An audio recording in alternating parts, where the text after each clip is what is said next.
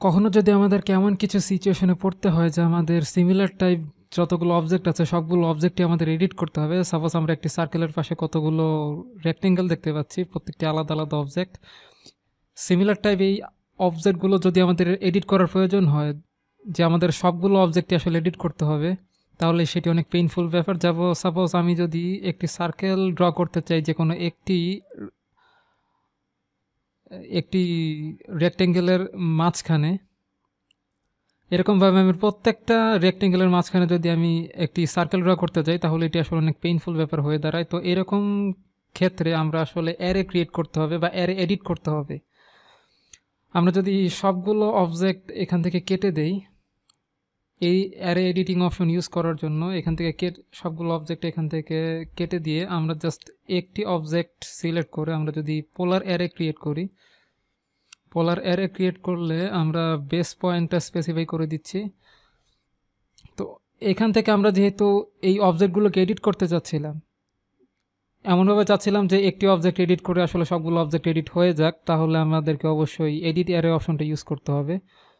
তো এখানে edit array অপশনটা দেখা যাচ্ছে না, তো আমি এটা ক্লোজ করে দিচ্ছি। ক্লোজ করার পর আমি যখন আবার একটি অ্যারেটা সিলেক্ট করব, তখন কিন্তু আমি দেখতে পাবো যে একটি অপশন দেখতে পাচ্ছি, সে এডিট সোর্স। তো এডিট সোর্স অপশনটা যখন আমি ক্লিক করব, তখন আমাদেরকে বলা হচ্ছে সিলেক্ট আইটেম ইন অ্যারে। যে কোনো একটি অ্যারে আমাদেরকে অ্যারের যে কোনো একটি আইটেম সিলেক্ট করলেই হয়ে যাবে। তো আমি এটা সিলেক্ট করে নিচ্ছি। তারপর আমাকে একটি নোটিফিকেশন দেখানো হচ্ছে, আমি এটা ওকে দিয়ে যখন আমি এডিট করা ট্রাই করব, সাপোজ আমি একটি সার্কেল এখানে ড্র করে ফেললাম। সার্কেল ড্র করা হয়ে গেল, এবং ড্র করার পর কিন্তু আমি দেখতে পাচ্ছি যে আমার এর যতগুলো এলিমেন্ট ছিল সবগুলো এলিমেন্টেই কিন্তু সার্কেল ড্র হয়ে গেছে। অর্থাৎ একটি এলিমেন্টে কাজ করলে আমার সবগুলো এলিমেন্টই অটোমেটিক এডিট হয়ে গেছে। তো এখন আমি এখান থেকে বেরোবো কিভাবে?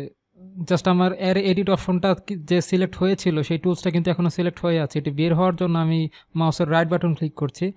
মাউসের রাইট বাটন ক্লিক করার পর আমরা দেখতে পাচ্ছি যে এখান থেকে ক্লোজ অ্যারেস এডিট সেশন একটি অপশন আছে। তো ক্লোজ অ্যারে এডিট সেশন থেকে আমরা যদি এখান থেকে সেভ এডিট টু অ্যারে এটা ক্লিক করে বেরিয়ে যাই, তাহলে দেখতে পাচ্ছি যে আমার অ্যারে এডিট অপশন হয়ে গেছে। এভাবে আমরা একটি অবজেক্ট এডিট করে অনেকগুলো অবজেক্ট, সিমিলার টাইপ অনেকগুলো অবজেক্ট আসলে এডিট করতে পারি। আশা করছি এই টেকনিকটি আমাদের উপকারে আসবে। ধন্যবাদ সবাইকে।